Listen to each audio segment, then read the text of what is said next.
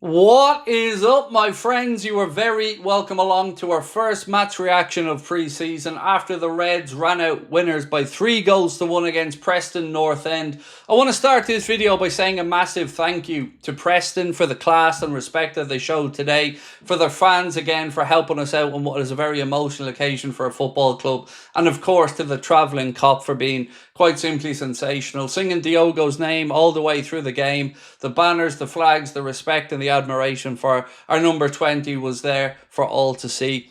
Over the course of the next few minutes, what I'm going to do is give you my take on the Reds' first game of pre-season. Two different 11s for each half, so I'll do my best to run through it. We do have our player ratings uploaded in our Anfield Agenda WhatsApp, so if you'd like to scan that QR code there on the screen, that will bring you over to the Anfield Agenda WhatsApp, where there is a form in there where you could submit your player ratings. Now, we aren't going to have a player ratings video today, but I guess this is just a little trial run from us as we head into the new season. There will also be a link for the player ratings on our WhatsApp in the description of this video. Right, ladies and gentlemen, lots to go through, so let's start off by running through some of the raw numbers from today's game. It was Liverpool Football Club with 65% of the possession to Preston's 35%. Total shots in the game, 15 for Liverpool, 6 on target, 9 for Preston, 2 on target. Corners, 7 for the home side, 3 for us. Total passes, 580 for Liverpool, 309 for Preston North End. Total pass accuracy percentage, 88% for Liverpool, 79% for Preston. So look, let's talk about the first half first, shall we? And obviously we'd seen Georgi Mamardashvili make his Liverpool debut. Welcome to the club, sir. I thought he looked accomplished, polished, didn't really have much to do with regards to making saves, but I thought he looked calm and composed.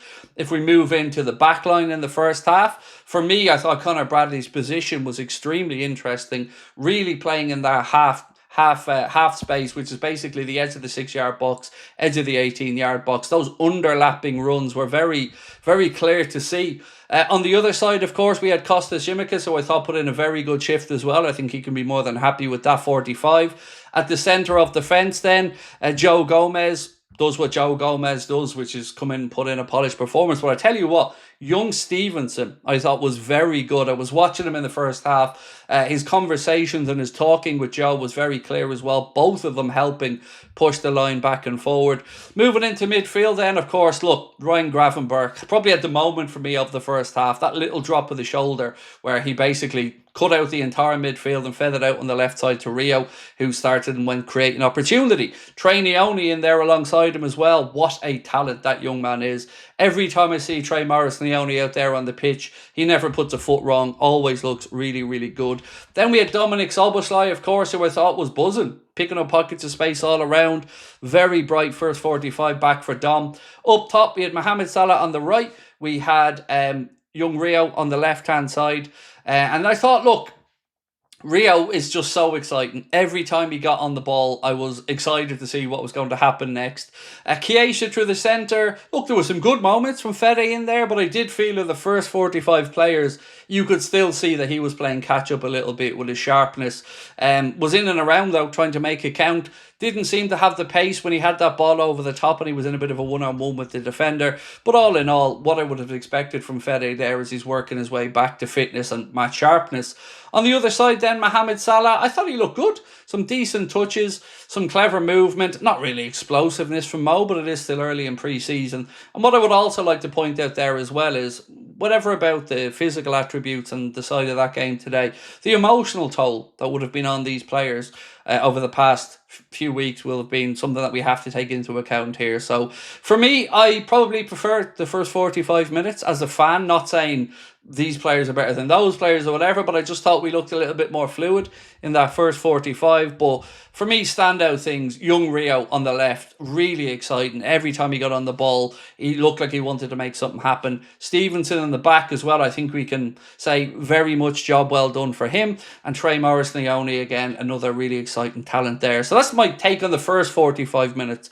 Obviously, the second 45, wholesale changes again. Woodman came in goal. Nothing that he could have done done about the Preston North End goal. I would ask why Ben Dowick was marking their tallest, strongest player. I mean, it was a mismatch at the best of times, and nothing Woodman could have done about the header. It was past him before he knew what was up.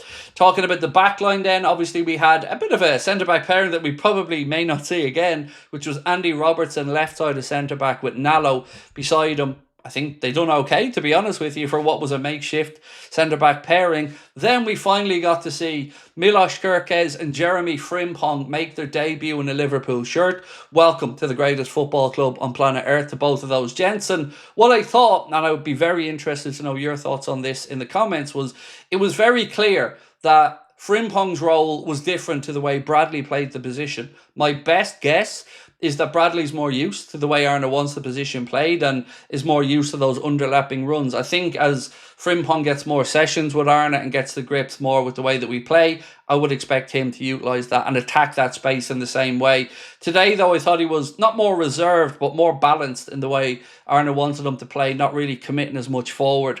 On the other side, Milos Kerkez, look, we know what we're going to get there. He's a really hard worker. He's got a great engine, and he'll get up and down that left flank all day for you. Moving into midfield then in the second half, obviously we've seen Endo come in and we know what Endo is about. On top of Endo, we had young Lewis Kumas, who this is the one I struggled to really get a read on, to be honest with you. So I'm not going to say whether I think he did well or poorly, because really I just didn't keep an eye enough on him. So I really would be helped out if you guys would let me know your take on Lewis Kumas there in the second half. Yellow-haired Cody Gakpo caught me off guard a little bit on the left-hand side. But again, Cody got himself a goal, took it very well as well. Moving into the centre, look, I have nothing but positive things to say about how Darwin played in that second 45 today. He took his goal really well, as a striker should be, was on the shoulder of the defender, latched onto the underhit back pass, rounded the goalkeeper and finished it well.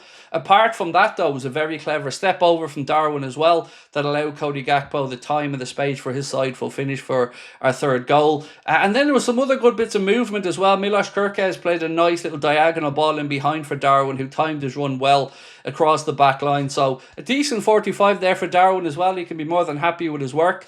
On the far side of the pitch, Ben Dowick, you can see the celebration, a little fist pump when he got his assist, because, again, perseverance was the key there. He wasn't giving the defender a moment and took the ball off him, played it across. Darwin with a very good step over, and then there's Cody Gakpo, the side foot to finish. I think I've gone through everybody. Is there one more player in midfield that maybe I've forgotten about? I'm sure you guys will let me know in the comment section if there were. But all in all, ladies and gentlemen, decent first 45 on each side of it for the Reds. Two different 11s.